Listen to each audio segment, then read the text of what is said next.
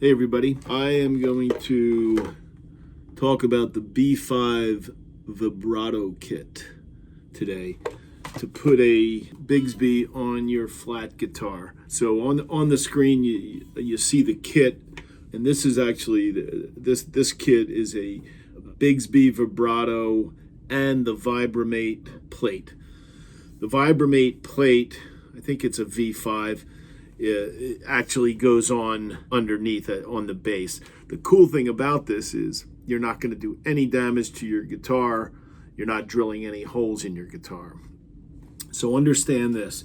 The B5 kit is separate and doesn't necessarily come with the Vibramate. Actually, I think on StewMac and some of the other websites, they do come as a kit. I can't remember how I got this. This is just the packaging. But the Vibramate is this bottom piece, okay?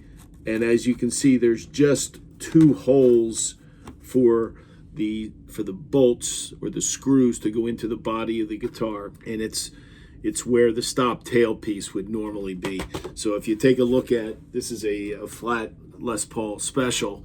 Those two bolts right here and here, they're removed and they're not used. The kit will come with a couple options here. One's metric, one's SAE, and one of them will fit your guitar. But this is what's going to hold down that Vibramate plate. And underneath that plate, actually, let me show you this side. So underneath this plate, you will have these little felt pads. I think these were just stuck on or leftovers. But you put these felt pads underneath this plate, and that plate is just held in with, again, those two screws. So it's nice and solid. And then you take out the B5 assembly, the Bigsby, the actual machine itself, and you screw it to that plate. And there's I think there's four little screws that will connect this Bigsby assembly to that plate on the bottom, and it's solid.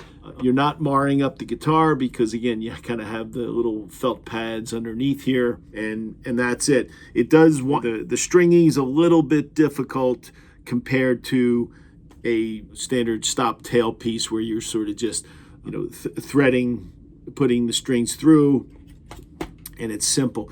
On this bar here, there are these little posts.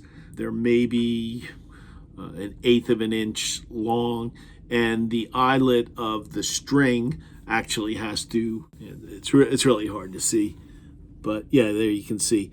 So they have to kind of go on that post, and that string has to wind around that bar, and it's a little tricky. You'll get the hang of it. Lots of times you take that string and you use a pair of needle noses, and you kind of gently bend that wound end of the string into a hook so it easily can get on that post, and you can get the string around and get it under this bar.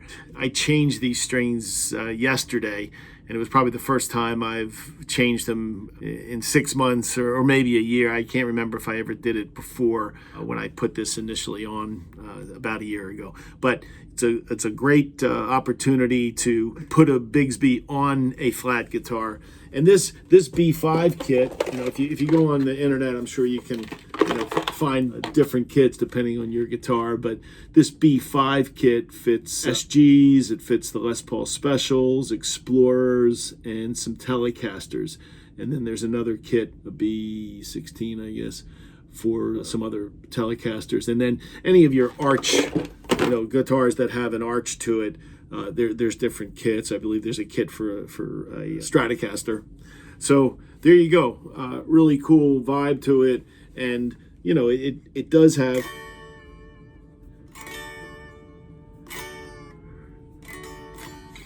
really cool vibe. It's right there. Just got to get used to, it's a big thing. It could get in the way of your controls, but it is pretty useful and great quality. It might be worth upgrading your tuners if your tuners aren't generally don't stay in tune. I have Grovers. I've had Grovers on these since the beginning. I took the standard Gibson ones off and put on Grovers years ago. to each his own. Normally a decent guitar, especially a Gibson or a Fender, come with fairly good machines, so you probably don't have to do that. But the cost, I'll have it on the screen. Basically, you're buying 2 pieces, and it's probably going to run you a couple $100, but it is a pretty cool thing. And I can always take this off and go back to a stop tail piece if I don't like. If I say I find intonation issues or, you know, tuning issues, maybe I would go back to it. But I've had this on forever, or at least, you know, a couple of years, and it's been great. So hopefully you're inspired. It's a easy job. You really don't need any tools. You're not drilling into your guitar. You just need a Phillips head, and or a Phillips or a flathead. I think these screws in mine are flathead, because again it comes with SAE and metric. I don't know which ones these were, but you know, they just bolt that bottom plate in, and then the assembly just bolts to, or screws with just flat screws into the plate. So nothing's going in the guitar. Okay, good luck. Any questions? Put it in the description, subscribe, all that stuff. Cool.